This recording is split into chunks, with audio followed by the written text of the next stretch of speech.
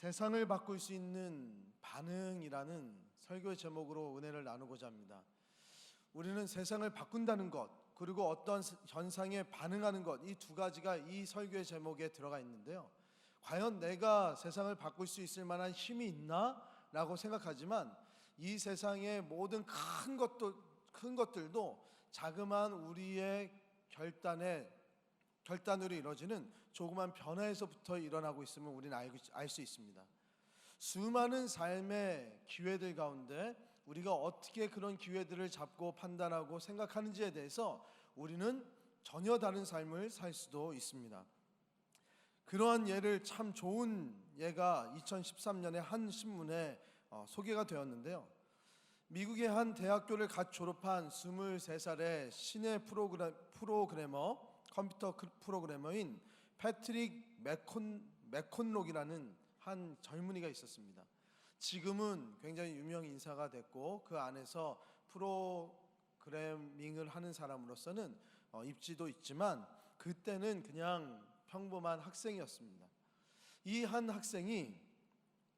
청년이 이상한 실험을 하였습니다. 그 이상한 실험의 시작은 바로 노숙 생활을 하고 있는 노숙자들을 찾아가는 것부터 시작을 했습니다.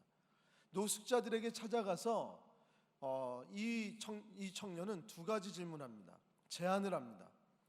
한 제안은 $100의 현금을 주겠다는 것이고, 이 $100의 현금을 받을 것인지 아니면 나에게 컴퓨터 프로그래밍, 그러니까 코딩을 배워서 정말 새로운 삶을 한번 도전해 보든지, 두 가지의 결정을 제안을 했다는 거예요. 우리의 예상이라면 많은 노숙자들은 당장 나에게 유익 있는 $100를 선택했을 것이라고 생각이 들어집니다. 그런데 이런 이상한 실험을 통해서 맥콘록은 한 노숙자를 만납니다. 그 노숙자 이름은 그랜드라는 사람이에요. 이 그랜드라는 한 노숙자는 맥콘록의 이 제안에 자신을 과외해 줄 것을, 코딩을 가르쳐 줄 것을 택하게 됩니다. 그리고 16주 동안 컴퓨터 코딩을 실제로 배우게 돼요. 맥콘록은 자신의 제자가 되어준 그랜드에게 고마운 마음의 표시를 했습니다. 삼성 컴퓨터를 사줬고요. 당시 때 삼성이 그래서 이슈가 됐었다 그래요. 삼성 컴퓨터를 사줬고, 그리고 코딩에 맞는 그러한 책들을 비싼데도 불구하고 그걸 다 사줬다 그래요. 그러면서 16주 동안 그는 그랜드가 공부할 수 있는 모든 것들을 다 가르쳐 줄 뿐 아니라 그랜드가 노숙자로서 공부할 수 있는 여건을 가져야 되다 보니까 자신의 사무실을 내어주기도 했고, 함께 쓰기도 했고, 또 자신의 사무실을 쓰지 못할 때는 그 공부를 할 수 있는 장소까지 다 잡아주면서 같이 공부를 했다 그래요. 회사의 양해를 얻어 어쩔 때는 하루 종일 회사에서 자신 뒤에서 계속 따라다니면서 모든 업무들을 같이 배우는 것도 함께 했다고 합니다. 이러한 시간의 16주가 그냥 쑥 지나가면 좋았을 텐데 이 16주의 과정은 그렇게 쉽지는 않았을 것입니다. 이 16주 동안 이 노숙자인 그랜드에게도 많은 어려움이 있었어요. 혼자 사무실에서 공부하고 있으면 그 관리를 하는 그 세큐리티라 그러죠.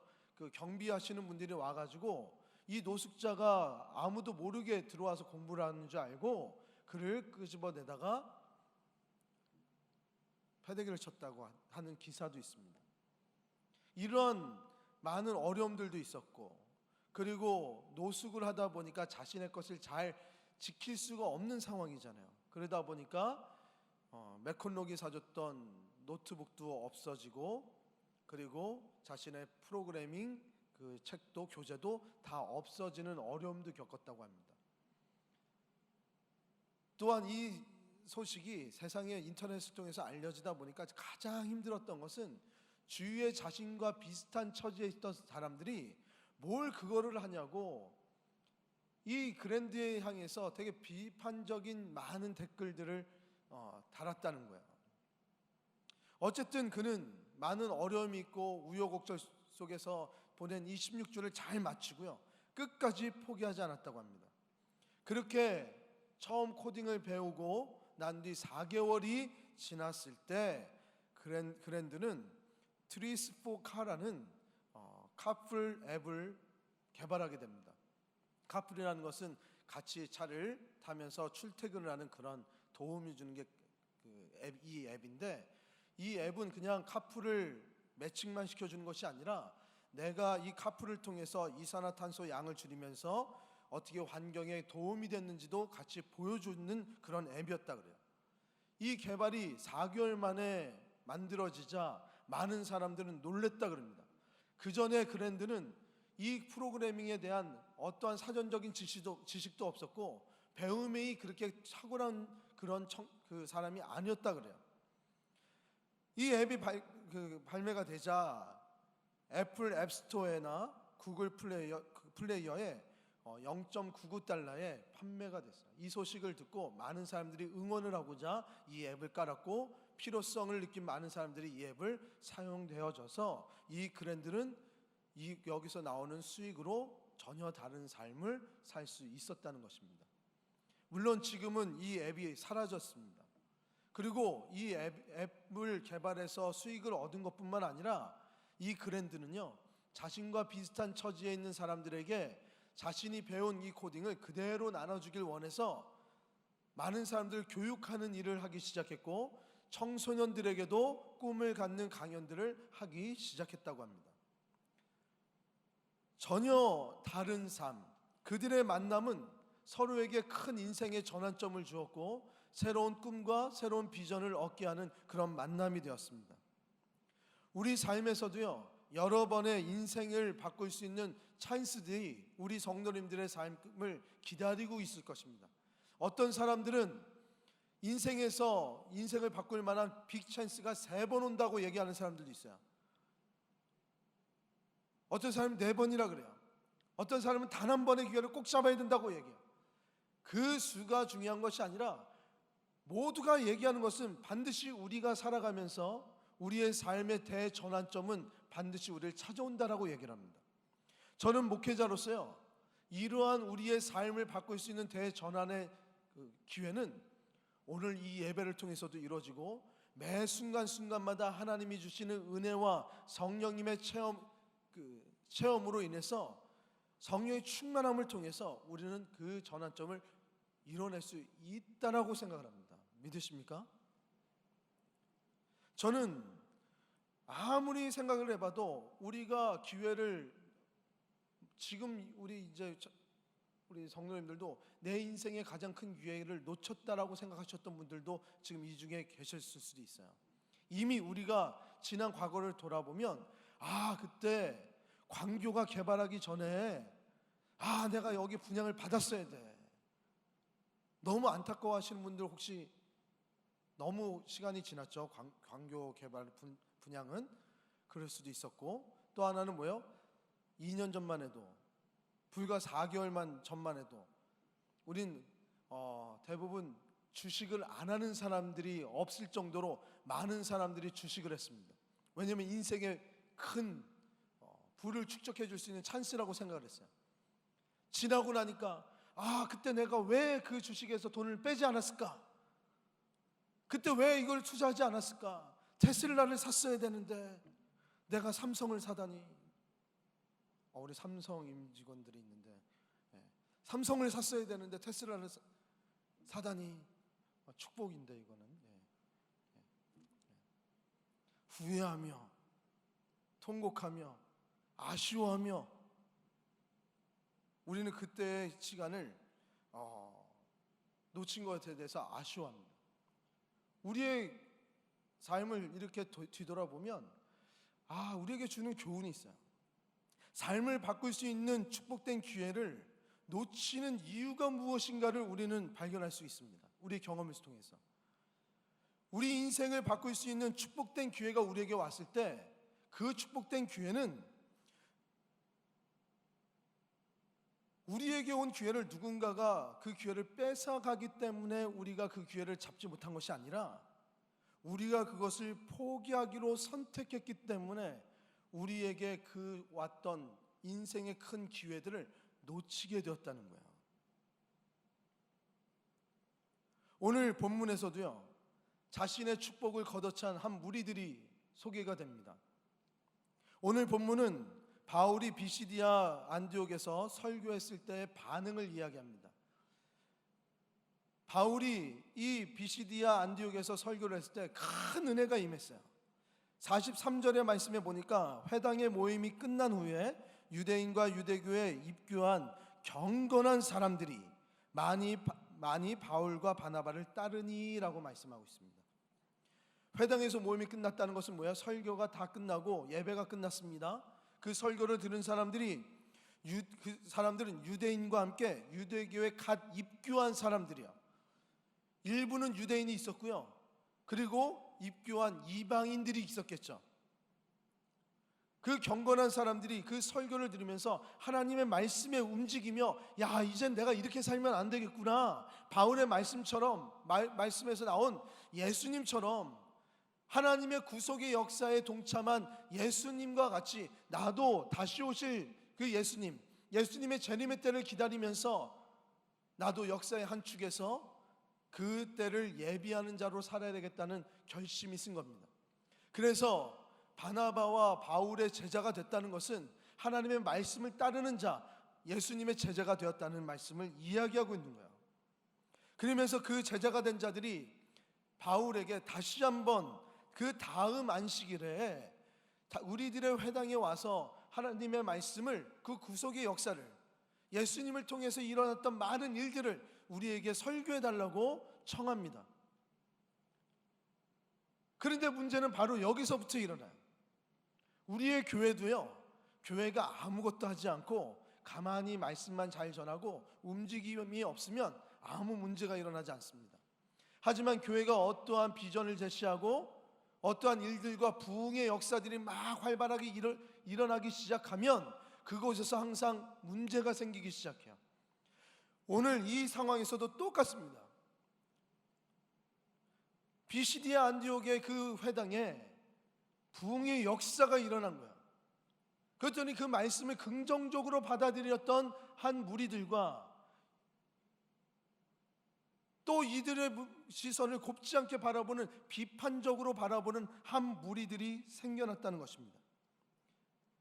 바울의 설교에 대해 거부 반응을 일으키는 한 무리들은 바로 정통 유대교 유대인이었습니다.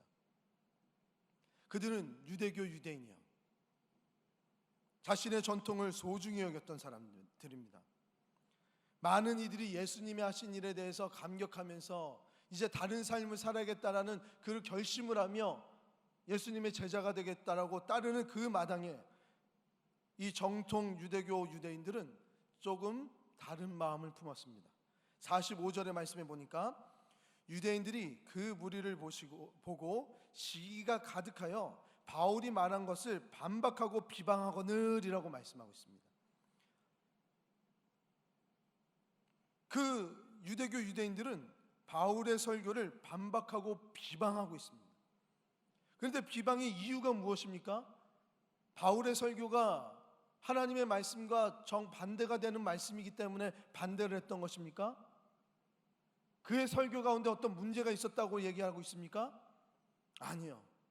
오늘의 말씀에서는 바로 시기하고 질투하기 때문에 바울의 설교를 반박하고 비방했다는 것입니다. 이 시기와 질투는 참 무서운 것입니다.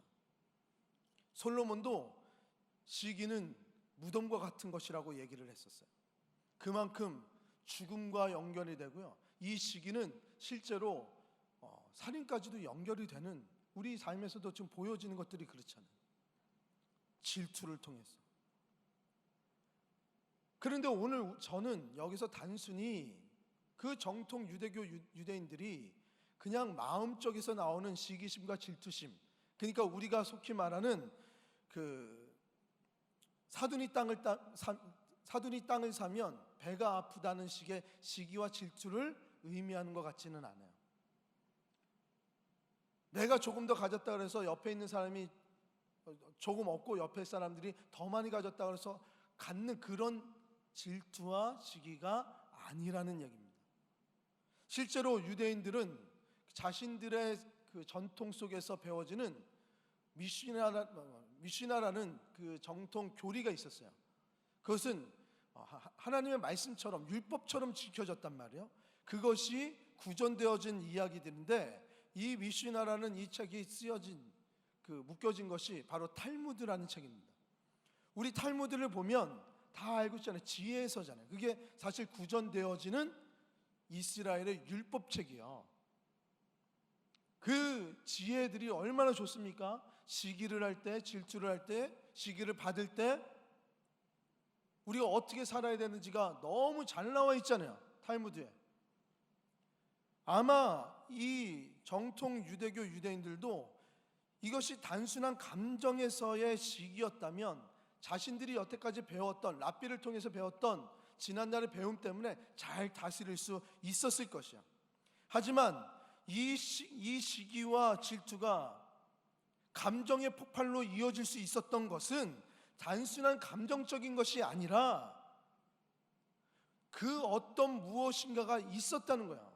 그것은 무엇이냐면 하나님의 말씀이 널리 퍼져나가는 것을 기뻐하지 않았기 때문이라는 겁니다. 이런 말씀은 이제 뒤에도 나타나요. 하나님의 말씀은 유대인들 자신들의 점유물이라고 생각을 했었던 거예요. 자신들은 선민입니다. 하나님께서 자신들을 택하셨고 자신들의 역사를 통해서 모든 인류의 모든 것들을 다 이루어 나가셨다는 것에 대해서 큰 자긍심을 갖고 있었어요. 그러다 보니까 이 하나님의 말씀은 자신의 유대인들 말고는 다른 사람들에게 전파되면 안 됐던 거예요. 가장 귀한 것을 나만 누리고 싶고, 관계에서도 어떤 탁월한 어떤 사람에 대해서 이분에 대해서 내가 다른 사람을 공유하지 않고 나만 이분을 가지려고 하는 그런 마음이 있는데 다른 사람이 왔어요. 그럼 시기가 나오는 거예요. 그 시기는 무엇입니까? 영적인 우월감을 갖고 싶은 것과 영적인 교만함 때문에 그런 거예요. 하나님은 유대인 말고는 만날 수 없는 분이라고 생각했던 거예요. 유대인인 나만이 하나님을 찬양할 수 있고 예배할 수 있고 그 말씀을 누리며 풍족하게 행복하게 살아갈 수 있는 특권을 받은 사람들이라고 생각했기 때문이라는 거예요. 나 위에는 하나님과 아무도 친해질 수가 없는 거예요. 지금 우리의 삶에서도요, 이런 모습들이 곳곳에서 은연중에 나타납니다. 우리 교회는 없지만 그런 분들이 새신자가 우리 교회에 와서 어떤 일들을 하기 시작합니다. 그 봉사를 하기 시작합니다. 그리고 헌금도 하기 시작합니다. 굉장히 열심히 하기 시작해요. 그럼 어느 순간 우리 오랫동안 다녔던 어떤 분들이 우리 교회 전통은 이런 거라고, 이렇게 하면 안 된다고 얘기하는 교회도 있더랍디다. 그렇죠? 예. 우리는 안 그렇잖아요. 예. 그리고 어떠한 특권의식을 가지는 그 자리에 나 아니고서는 아무도 할 수 없는 거예요. 내가 아닌 다른 사람이 내 위치를 위협하면 시기하는 거예요. 질투하는 거예요. 장로님들이, 권사님들이, 집사님들이, 목회자가 이러한 시기와 이러한 질투, 영적인 우월성을 지키고자 하는 그러한 시기와 질투가 지금 이 시대에도 존재하잖아요. 그런데 이러한 시기가 얼마나 위험한 건지 오늘 말씀은 그 결과가 어떤지에 대해서 말씀하고 계세요. 46절의 말씀에 보면 바울과 바나바가 담대히 말하여 이르되 하나님의 말씀을 마땅히 먼저 너희에게 전할 것이로되 너희가 그것을 버리고 영생을 얻기에 합당하지 않은 자로 자처하기로 우리가 이방인에게로 향하였노라 라고 말씀하고 있어요. 이 말씀을 잘 보세요. 그들을 비방하고 비난했던 모든 이야기를 들으면서 바울과 바나바는 그들에게 얘기합니다. 담대하게 하나님의 말씀을 마땅히 너희에게 먼저 전할 것이라고 이야기를 해요. 그러니까 담대하게 얘기했다는 것은 이것이 마음에 꺼리낌이 전혀 없다는 것이죠. 바울과 바나바는 처음에 와서 유대인들과 함께 깊은 예수님의 그 영적인 말씀을 같이 나누면서 하나님의 구속의 사역을 같이 이루어 나가기를 원했던 거예요. 그것이 바울의 마음이었습니다. 바나바의 마음이었습니다. 목회자가 우리 성도님들과 함께 이 교회를 통하여서 하나님의 영광을 드러내길 원하는 그 간절한 마음이 있는 것처럼 우리 모두가 한 사람이 아니라 여러 우리 모든 성도님들이 다 하나님께 영광을 돌리고 각자의 위치에서 하나님의 말씀을 깊이 묵상하며 하나하나를 알아갈 수 있도록 바라는 마음처럼 바울과 바나바는 이야기했어요. 그런데 그거보다 더한 마음이죠. 오늘은 하나님의 마음을 전달한 거 아닙니까? 예수님의 마음을 전한 거 아닙니까? 하나님도 예수님도요, 이 유대인들과 함께 하나님의 구속의 사역을 이끌어나길 원했던 거예요. 왜 그랬을까요? 이전 말씀에 우리가 알 수 있었던 것은 하나님의 구속의 역사는 장대한 우리의 인류의 역사 가운데 하나님께서 필요에 맞게끔 사람을 세우셔서 예수님의 오심을 예비하셨고, 그 세우신 사람들이 하나님의 구속의 역사에 크게 쓰임받았다는 것을 증거했던 거란 말이에요. 바울은. 그러다 보니까 유대인들의 전통이 소중했던 거예요. 그들과 함께 꿈을 꾸고 하나님의 나라의 확장을 위해서 그 구속의 사역을 함께 하기를 원했었단 말이에요. 그런데 문제는 무엇입니까? 그 변화된 삶을 같이 살기를 원했던 그들의 마음과 다르게 46절의 말씀에 보니까 첫 번째로 그들은 너희가 그것을 버리고 영생을 얻기에 합당치 아니한 자로 자처했기 때문에 이 말씀이 너에게 들어가지 않고 있다는 거예요. 너희가 그것을 버렸다는 게 무엇입니까? 그것이 뭐예요? 하나님의 말씀입니다. 그럼 유대인들은 지금 무엇을 버린 겁니까? 하나님의 말씀을 버린 거예요. 자, 정통 유대교 유대인들은 자신들의 존재 이유를 스스로 뭐라고 얘기했을까요? 그 유대교가 존재해야 될 이유가 뭐예요? 하나님의 말씀대로 살아가기 위해서. 그러니까 존재 이유는 하나님 말씀 아닙니까? 근데 그들은 그 말씀을 지키기 위해서 자신들의 방어권을 발동시킨 거야. 그래서 핏대를 세워서 그들을 비방했던 거야. 그렇게 지켜내야만 했다고 생각했던 거예요. 단순한 시기 질투가 아니라는 거예요. 저는 그냥 감정적인 요소가 아니라는 거야. 그런데 결국 그들이 한 것은 하나님의 말씀을 버린 것이 되었다는 거예요. 자신들의 존재 근거가 된 하나님의 말씀이 더 이상 유대인들에게는 없어지는 말씀이 되어버린 거예요. 말씀을 버리면, 말씀이 버려진 그 결과는 어떻게 됩니까? 영생의 길이 열리진 않죠. 유대인들은 지금 스스로 영생의 길을 스스로 멀리하는 선택을 한 것이라고 사도 바울은 지금 얘기를 하고 있는 거예요. 안타깝지만 지금 우리 기독교 교회의 모습, 현재의 모습에서도 이런 현상이 계속 되풀이되어지고 있습니다. 우리 기독교의 존재의 이유는 무엇입니까? 유대교와 같죠. 하나님의 말씀을 지키고 하나님의 말씀으로 우리가 구원받음을 기뻐하며 그 기뻐한 것을 같이 전파하며 하나님 예수 그리스도의 다시 오심을, 그 재림을 기다리는 거잖아요. 그러면서 그걸 하나님 말씀을 지켜내는 거잖아요. 우리는. 그런데 우리는 때로는 교회가 앞장을 서서, 목회자들이 앞장을 서서, 우리 장로님들이, 권사님들이, 집사님들이 앞장을 서서 하나님의 말씀을 거절하는 행위들을 하고 있다는 거예요. 제가 더 깊게는 말씀 못 드려도 우리가 생각되어지는 것들이 여러 가지가 있습니다. 정치적인 것들이 있을 수 있고요. 정치가 말씀에 우선하기 시작하고요. 우리의 철학이 우선하기도 시작합니다. 제가 이제 4부 예배, 우리 청년부 예배 오늘 설교가 있는데 골로새서 말씀을 통해서 우리는 그 세상의 지식에 대해서 매력적이지만 그것들은 변화가 있다, 영원하지 않다, 그런 설교를 하려고 그래요.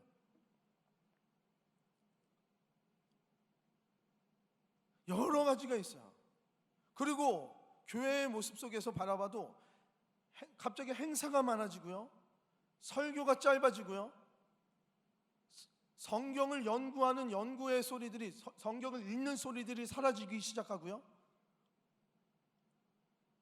말씀을 나누며 서로 교제하고 말씀 가운데 굳건히 서고자 하는 다짐들이 우리의 교회의 모습 속에서 사라지게 하는 그 순간, 교회는 스스로 영생의 길을 멀리 영생의 길에서부터 스스로 멀리 하려는 선택을 하고 있는 모습이라는 거예요. 우리 시인숙교회도 양육 프로그램, 제자훈련, 사역훈련, 그리고 이제 올 연말에 만들려고 노력하고 있지만 이게 좀 늦어질 수도 있어요. 우리 직장에서 우리는 영성을 어떻게 유지하는가, 그 교재도 지금 거의 만들어져 가고 있어요. 그러면서 우리는 말씀 가운데서 우리가 어떻게 살아가야 될지를 계속 제안하고 있단 말이에요. 그리고 하나님 말씀을 전하는 일에 대해서 새생명 축제를 우리가 이야기하고 있습니다. 이제 오늘 이후에도 여전도회, 남전도회들이 다 모여서 새생명 축제를 어떻게 될지 논의하고 있어요. 많은 일들을 성경에 맞게끔, 교회의 역할, 존재 이유에 맞게끔 자꾸 고민하고 있어요. 하지만 우리가 어느 순간 긴장이 풀어지고, 우리가 어느 순간 방심하고 기도하지 않고 우리의 시선을 하나님으로 향하지 않는다면 우리의 교회도 똑같이 단순히 우리의 모임이 그냥 레크레이션으로, 서로 간의 교제로만 끝나고 아무런 복음도 없이 능력도 없이 그냥 기쁨만 추구하는 그냥 세상에 레크레이션 하는 똑같은 복지 단체와 별반 다르지 않게 행동한다는 거죠. 우리 탁구장이 있습니다. 그리고 뭐 다른 어떤 요소들이 있습니다. 앞으로도 뭐가 계속 만들어질 거예요. 과연 우리가 탁구를 왜 치냐는 거예요. 여기서 교회 안에서 점점 이것이 말씀이 사라지고 하나님의 말씀에 대한 교제가 사라지면 우리는 스스로 이게 우리 교회가 점점 영생의 길과 멀리 되어가고 있구나를 알아야 된다는 거예요. 깨달아야 된다는 거예요. 말씀을 멀리하는 자들이 어떻게 되는지 아십니까?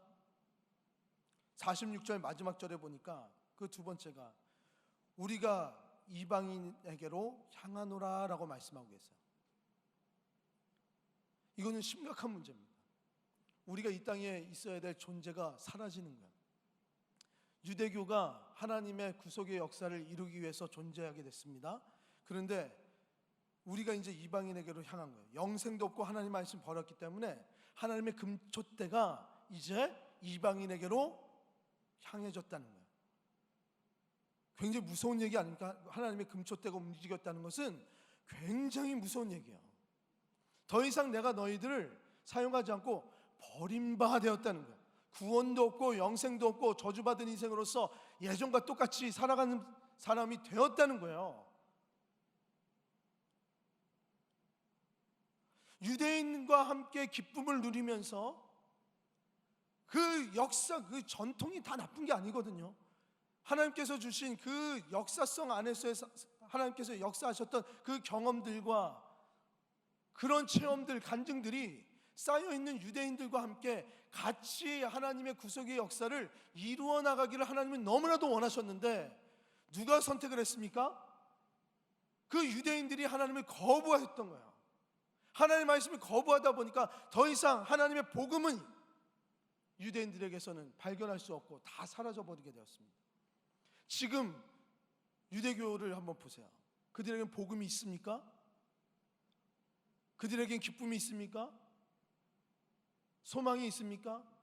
여전히 예루살렘이 이슬람 서원으로 바뀌었다고 통곡의 벽에서 울며 괴로워하는 그들의 인생들이 보이지 않으십니까? 그래도 목사님, 그들 사는 거 보세요. 세계의 모든 경제는 다 유대인들이 다 이끌고 있지 않습니까? 이 문제에 대해서도 제가 곰곰이 생각을 해봤어요. 그런데 그 답을 제가 이제 이따가 말씀을 드릴게요. 복음은 유대인들에게 사라지게 됐습니다. 그 사라지게 된 결과 그들에게는 더 이상 복음이 사라졌고 희망도 없어지기 시작합니다. 마치 노숙자처럼. 아무리 돈이 많다 할지라도요, 생각해 보세요. 노숙자들이 아까 우리가 맥켄록이 100불을 줬다고 얘기했잖아요. 맥켄록이 100불을 선택할 건지 교육을 선택할 건지 선택하라 그랬을 때 그랜드를 만났을 때는 단 한 번에 만나지는 않았을 것 같은 거예요. 그건 합리적인 추측입니다. 그냥 단번에 갔는데 그랜드가 거기 있어서 운명적으로 만났다, 그 확률이 굉장히 떨어지잖아요. 몇 명의 사람들은 만났을 거야. 그래서 그들이 다 이제 100불을 다 선택을 했습니다. 복음에 대해서는 잊어버린 거죠. 아예 여기는 어떤 일이 일어나는지 아예 알 수도 없는 거예요. 그 100불을 선택하면 2013년이니까 제가 딱 유학할 때요. 유학할 때 그때 맥도날드가 1불이었습니다. 세 끼를 먹을 수 있어요. 3불이면 한 달을 먹을 수 있는 돈이에요. 나의 든든함을 위해서, 먹을 것을 위해서 창고에 쌓인 거야. 이처럼 우리는 오늘 우리가 먹을 것을 위해서 우리는 부를 축적하면서 노숙하고 있는 인생인지도 모르는 채 나는 많은 것을 가졌다라고 생각하며 아무 비전도 없이 오직 돈만이 우리의 모든 비전이 되고 소망이 되고 그렇게 살아갈 때가 있습니다. 영적인 노숙자처럼. 어떤 노숙자는요, 낭만 노숙자예요. 센트럴파크라고, 이거 뉴욕에서 있었던 일이니까, 센트럴파크의 한 노숙자가 이 맥켄록을 만났다고 생각해 보세요. 100불을 줬습니다. 야, 그래, 나는 이 세월을 즐기고 싶다. 그래서 리코샵에 술 파는 샵에 가가지고 제일 자기가 먹고 싶었던 술을 한 병을 딱 삽니다. 그리고 센트럴파크에 가가지고 누워있어요. 자연을 벗삼아 바람을 벗삼아 한잔하면서 오늘도 풍류 주인처럼 아름답게 이 세상이 술 한 잔과 바람과 나무와 공기가 있으면 됐지 뭘 또 바라겠냐고 자족하며 사는, 우리도 만족, 내가 생각하는 만족들이 다 다르잖아요. 영적인 노숙자인 양 우리가 여기서 무엇을 살아야 되는지도 모르는 채 그냥 만족함에 있어서 자연 좋은 곳에 집을 짓고 풍요가 있는 곳에 우리의 모든 것들을 다 관심을 빼앗긴 채 풍류 노숙자처럼 영적으로 살아가고 있지는 않습니까? 아무리 돈이 많다 그래도 노숙자에게 100불을 굉장히 큰 돈입니다. 하나님에게 우리가 아무리 큰 돈을 갖고 있어도요, 하나님 나라에서는 그게 큰 돈이 아니에요. 아무리 어려워도 우리는 하나님 비전 갖고 살아가면 하나님께서 우리의 갈 길을 알려줄 줄 저는 믿거든요. 이제 영적인 노숙의 생활을 다 청산하고 복음 없는 자로서 그냥 그 삶을 영적 노숙자처럼 살아가지 말고 말씀을 받아들이고 이제 그랜드처럼 새로운 삶의 전환점을 가져보자는 거죠. 그렇게 받아본 자들이 오늘 말씀에 나타납니다. 긍정적으로 그 말씀을 받은 자들이 있어요. 유대인들도 있습니다. 이방인들도 있었어요. 하나님의 말씀을 긍정적으로 받은 사람들이 어떤 은혜가 있었는지 집약적으로 해주셨던 말씀이 52절에 나타납니다. 그 52절이 이런 말씀이에요. 제자들은 기쁨과 성령이 충만하니라. 아멘. 그들의 삶은 기쁜 삶으로 변했습니다. 구원에 참여한 자가 된 거예요. 이전에 몰랐던 또 다른 세상이 열려버린 거예요.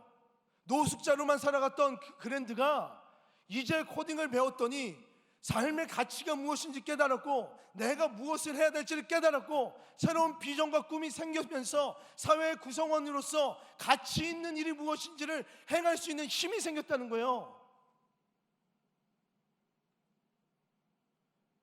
노숙자들도 꿈을 꿉니다.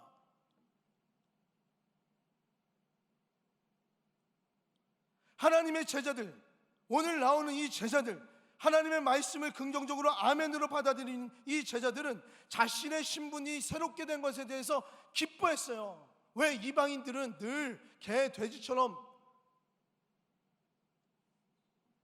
취급받으며 살았으니까. 그런데 그랜드가 갑자기 고상한 코딩을 배우면서 새로운 신분으로서의 그 역할로 올라간 것처럼 이방인들도 똑같은 기쁨을 얻은 거예요. 이 하나님의 자녀가 되었고 하나님의 구속의 사역에서 내가 동참한 자가 되다니 감격스러운 거예요. 영혼이 새로워졌습니다. 모든 것이 새로운 비전이 생겼어요. 그로 인해서 기쁨이 충만한 삶을 살았다는 거예요.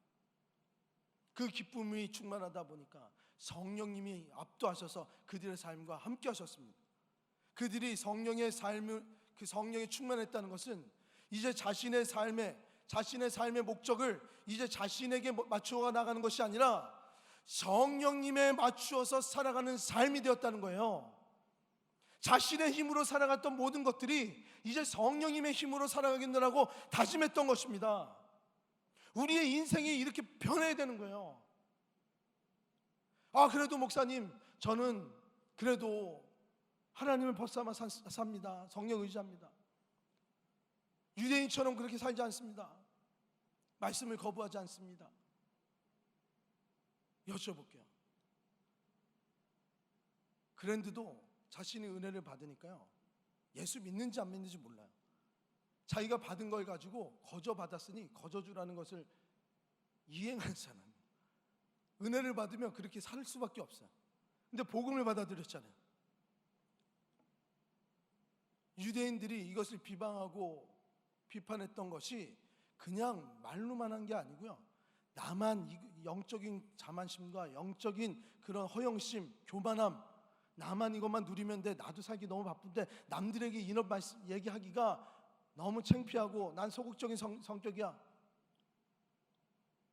그러면서 하나님 말씀을 전하지 않는 것도 똑같은 거라는 거야. 똑같은 거라는 거야.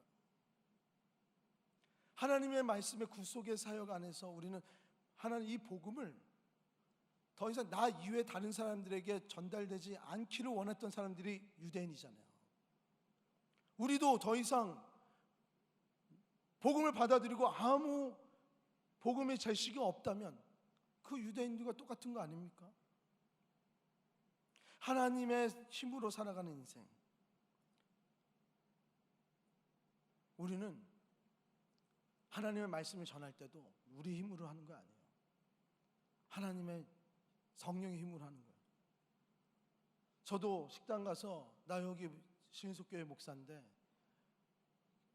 교회 다니시냐고 물어보기가 처음엔 너무 창피한 거예요. 이런 걸 잘 안 해봐서. 제가 곱게 자랐잖아요, 제가. 근데 제가 하다 보니까 이게 되는 거예요. 전도를 하게 됩니다. 우리 전도 폭발 있죠? 저도 전도 폭발을 했습니다. 제 인생에서 가장 큰 전환점은 전도 폭발하고 나서였어요. 모든 것이 정리가 됐어요. 모자이크처럼 된 것이. 복음을 전파해야 된다는 이유로 생긴 거예요. 유대인들은 자신의 힘이 많고 자신의 힘이 많다 보니까 자신의 힘을 의지했습니다. 이방인들은 자신의 힘이 연약했습니다. 자신의 힘으로 살 수 없으니까 하나님을 의지했습니다. 그랬더니 힘이 많았던 유대인들은 하나님을 거부하였고요, 힘이 없었던 이방인들은 하나님을 받아들여서 하나님이 귀하게 사용받는 축복의 삶으로 이어지게 됩니다. 사랑하는 신숙교회 성도 여러분, 이제 말씀을 맺히려고 합니다. 맥켄록의 이상한 실험 속에서 노숙자였던 그랜드가 예측하지 못했던 전혀 다른 삶을 살았던 것처럼 영적인 노숙자로 살아가는 우리에게 오늘 복음이 떨어졌습니다. 이전에는 내가 왜 예수를 믿어서 무엇이 바뀌어야 되는지 잘 몰랐어요. 많은 노숙자들이 당장 내가 코딩을 공부해서 내 인생이 무엇이 바뀔 건데 라고 얘기했을 수도 있어요. 실제로 코딩을 배워서 그 인생이 안 바뀌었을 수도 있어요. 그랜드처럼. 마치 우리의 인생 같지 않습니까? 예수 믿어서 무엇이 바뀌는데, 예수 믿어서 뭐가 좋아지는데, 예수를 믿으면 뭐가 더 특별해지는데, 나는 똑같은데. 그것은 우리가 전적으로 하나님의 말씀에 순종하지 않고 그것을 긍정적으로 반응하지 않았기 때문에 그래요. 하나님의 구속의 역사에 동참한 자가 되면 우리는 이 땅의 통치자와 함께 같은 꿈을 꾸는 역사의 현장에서 함께 하나님의 위대한 꿈을 발견하며 살아갈 수 있는 자가 된다는 사실이에요. 전 그것을 믿는 사람입니다. 예수 그리스도가 다시 오실 그때에 허망한 나의 인생, 아무것도 남지 않는 우리의 인생 아닙니까? 아무리 여기서 우리가 큰 콧방귀를 뀌고 한 역할을 해도 죽음 앞에서는 아무 힘없이 가잖아요. 어느 한 목사님이 이렇게 얘기하시더라고요. 우리 어머님이 메모광이었대요. 항상 메모를 했대요. 그러면서 돌아가시기 전에도 수첩에 빼곡하게 다 형제들아 어떻게 해라 다 적었다는 거예요. 그러면서 처음엔 그게 너무 돌아가시고는 너무 소중했다는 거예요. 근데 그것을 보면서 맨날 울고 맨날 너무 가슴 아파서 태워버렸대요. 형제들이 다 같이. 아무리 메모광이라 그래도 결국엔 남는 건 아무것도 없어요. 최고의 가치고 가장 소중하게 여겼던 그 메모지였다는 거예요. 우리의 시대에 우리는 최선을 다하며 사는 거예요.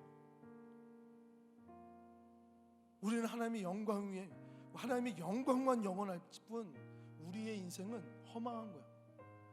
아무것도 남지 않은 우리 인생에 잠깐 왔다가 사라질 우리 인생을 하나님께서 가치 있게 만들어 주셔서 하나님의 영광 안에 우리를 동참시켜 주시사 예수 그리스도의 재림의 때를 예비하는 하나의 도구로서 우리의 시대에 맞게끔 사용하신다면 그것이 얼마나 영광스럽냐는 거예요.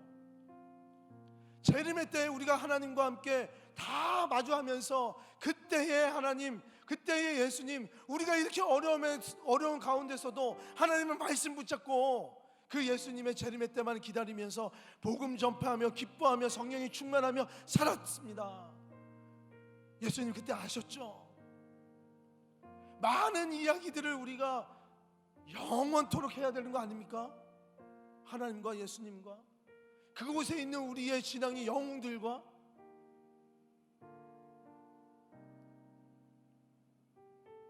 $100에 목말랐던 노숙자로 살 것이냐, 아니면 새로운 가치 가운데 돈은 물질은 당장은 보이지 않지만 이것을 따를 때 참된 삶의 가치를 깨달으며 나에게 새로운 꿈을 줄 수 있는 그 하나님의 구속의 사역에 동참할 것이냐. 하나님의 말씀을 긍정적으로 받아들이면요, 우리는 그 하나님의 구속의 역사에 동참하는 자가 되는 것이라고 바울 사도는 말씀하고 있는 거예요. 이런 은혜가 우리 성도님들에게 반드시 있기를 축복하고 우리 교회가 주님 오실 그때까지 하나님의 영광 위해서, 하나님 나라를 위해서 쓰임받기를 간절히 바랍니다.